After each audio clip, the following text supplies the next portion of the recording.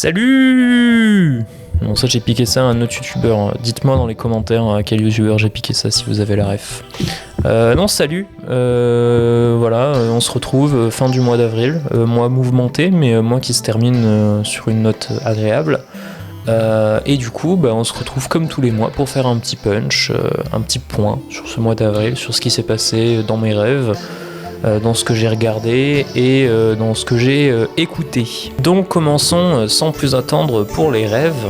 Alors ce mois-ci j'ai moins rêvé que d'habitude, mais il s'est quand même passé un ou deux trucs que je vais vous raconter de ce pas. En gros, pendant ce mois-ci, je me suis retrouvé plusieurs fois dans des situations où j'attendais des réponses, que ce soit des mails au travail ou des messages pour la vie perso, des choses comme ça. Et vu que c'était un mois assez chargé, en fait, il s'est arrivé à peu près 3 fois dans le mois où j'étais persuadé que cette personne m'avait répondu parce que j'en avais rêvé quelques jours avant ou quoi.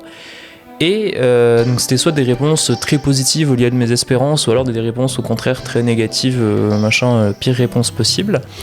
Et disons que je me suis rendu compte que en fait c'était un rêve au moment où j'ai ouvert mes mails ou la messagerie et me rendre compte qu'en fait il n'y avait pas du tout de réponse, ou alors une réponse qui était totalement différente. Voilà, donc j'ai bugué quelques fois dans la vraie vie face à des mails, des messages ou quoi, parce que je pensais qu'on m'avait répondu totalement autre chose à cause de mes rêves. Voilà. En fait, une des raisons pour lesquelles j'aime autant parler des rêves dans ces petits punchs, c'est justement pour ces cas vraiment très concrets où les rêves influencent des moments de ta journée comme ça et tout. Je trouve que c'est super intéressant de se poser la question et de voir, de constater ces petits phénomènes de temps en temps. Enfin, voilà.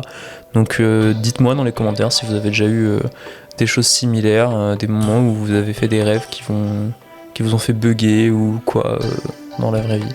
Je trouve ça trop intéressant. Voilà. Donc ensuite, pour le point animé, manga / audiovisuel, si je suis honnête, je vous parlerai de Boys Afraid, qui est un film incroyable qui est sorti récemment au cinéma. Mais je pense que ce film, en fait, il mérite sa propre vidéo, un peu comme j'avais fait pour Knock at the Cabin. Et dans tous les cas, en fait, c'est un film dont je pourrais pas parler en l'ayant vu juste une fois. Donc là, à l'heure qu'il est, je l'ai vu le jour de sa sortie et je retourne le voir ce soir. Et du coup, je vous ferai une vidéo un peu plus fournie, on va dire, parce que Knock at the Cabin, c'était avant que je fasse du montage, donc voilà. Mais du coup, je vais vous parler d'un manga dont j'ai acheté les 3 premiers tomes à la fin du mois de mars, et je l'ai lu, j'ai commencé à le lire que ce mois-ci. Ce manga, c'est Blame. L'édition française de Glénat est incroyable, c'est format A4, voilà, machin. Alors Blame, bon déjà quand on parle d'une œuvre en général, on nous demande c'est quoi l'histoire, et si vous suivez aussi un peu cette chaîne, vous savez que moi les trucs où l'histoire prime, c'est pas mon truc, donc une fois de plus, Blame n'est pas un manga qui est basé principalement sur son histoire, mais il y a quand même une trame, machin.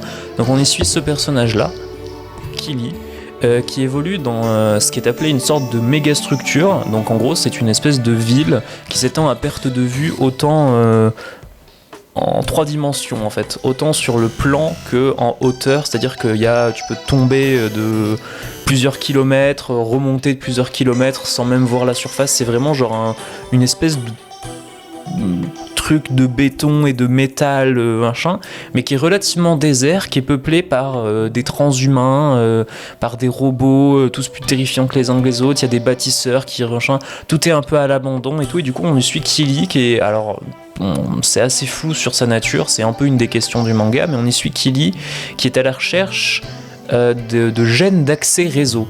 Alors gènes d'accès réseau, c'est, si j'ai bien compris, c'est une façon un peu compliquée de dire d'un humain qui a un génome d'humain de base, quoi, pour accéder à un réseau, machin. Donc voilà, il y a un vocabulaire qui est très particulier dans ce manga. Par exemple, il y a des créatures les plus dangereuses sont les contre-mesures. Donc c'est des contre-mesures, c'est des robots qui sont envoyés pour prendre des contre-mesures quand il y a un incident quelque part. Et donc voilà. Et si je vous parle de ce manga, c'est parce que évidemment il m'a beaucoup plu. Enfin, en tout cas, j'en ai lu la moitié pour l'instant, parce que c'est en 6 tomes. Donc déjà un manga plutôt court, relativement accessible. Donc c'est-à-dire que si vous voulez acheter tous les tomes, ça va vous coûter quelque chose comme 90 €. Et donc du coup je vais vous parler de ces spécificités. La première c'est qu'il n'y a pas énormément de texte parce que c'est de la bande dessinée et la bande dessinée, n'en déplaise à certains, c'est autant un art visuel qu'un art littéraire, et moi j'aurais même plus tendance à dire que c'est un art plus visuel que littéraire parce que y a une question au-delà de l'art, de l'esthétique du dessin, il y a de la mise en scène, etc. qui passe beaucoup par le visuel et moins par la finesse du texte. Voilà, c'est souvent aussi pour ça que pour beaucoup de bandes dessinées, on a un dessinateur et un scénariste. Donc comme vous l'aurez compris, Blame c'est un manga qui se repose beaucoup sur ses dessins et sa mise en scène, et du coup là on touche à la deuxième spécificité de ce manga. Pour moi c'est ces dessins, c'est magnifique, cette mise en scène, c'est cette espèce de méga structure gigantesque, dense, de béton et de métal, qui est très oppressante et très froide, mais en même temps il y a quelque chose de très viscéral qui s'en dégage. C'est vraiment une errance, tout n'est pas super clair dans tout ce qui se passe, mais on ressent que le poids de tout ce truc, vraiment, genre, c'est vraiment quelque chose d'unique. Et on le ressent en tournant les pages. Il y a des planches, je vais essayer de vous en trouver une, qui sont vraiment des tableaux que je pourrais premier degré afficher chez moi. Il y a quelques pages en couleur, il y en a une que j'aimerais bien retrouver, qui est dans le tome 1, je sais. Après 10 heures de recherche, je l'ai enfin retrouvé. Je sais pas si ça va rendre quelque chose à la caméra. C'est très détaillé, c'est extrêmement... Enfin, genre, je sais pas, moi ça me touche énormément comme esthétique. Voilà, esthétique un peu cyberpunk. Si vous aimez les trucs à la Blade Runner, à la cyberpunk, Neuromancer, etc., c'est un must en fait. C'est tout simplement incroyable. Voilà, Blame, lisez Blame, achetez-vous le premier tome et lisez-moi cette merveille et affichez-moi des planches chez vous. Et il est maintenant temps de parler un petit peu de musique, et je voulais vous parler d'un truc très spécifique. C'est pas un truc que j'ai beaucoup écouté ce mois-ci, mais c'est un truc... Alors ce mois-ci j'ai regardé le film Tetris, parce qu'il y a un film qui est sorti, qui est un thriller politique sur les batailles juridiques qu'il y a eu pendant la chute de l'URSS entre un mec un peu taré états-unien qui a voulu aller acheter les droits de Tetris pour les consoles portables, etc. Enfin bref, c'est un bordel. Le film est incroyable. Regardez le film. Je disais, avant de me faire interrompre par mon téléphone, que le film est très cool. C'est produit par Apple, c'est disponible sur Apple TV ou en téléchargement légal. Et voilà, donc si vous savez pas quoi regarder, voilà, vous avez 3 recommandations dans le même punch, incroyable. Mais c'est pas de ça dont je voulais parler. Vous connaissez très certainement la musique de Tetris qui fait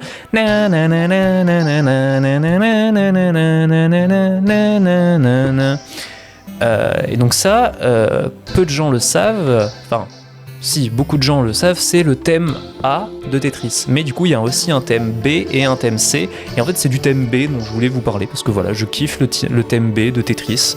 Il y a peu de gens qui savent qu'il y a un thème B à Tetris. Je pourrais pas le fredonner parce qu'il est un petit peu plus complexe que le thème A.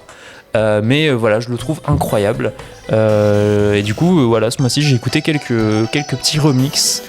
Quelques petites versions métal, quelques petites versions un petit peu plus...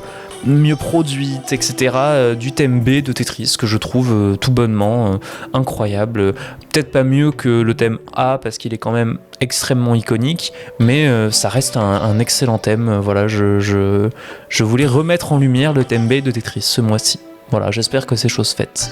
Donc voilà, c'est tout pour ce punch sur le mois d'avril 2023. Merci d'avoir regardé jusqu'ici, j'espère que ça vous a plu.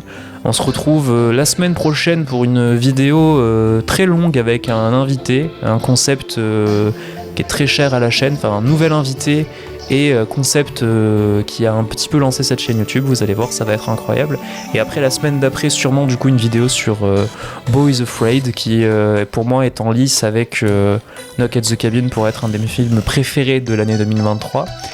Et voilà, et en attendant, prenez soin de vous, et c'est tout. Bisous, bye.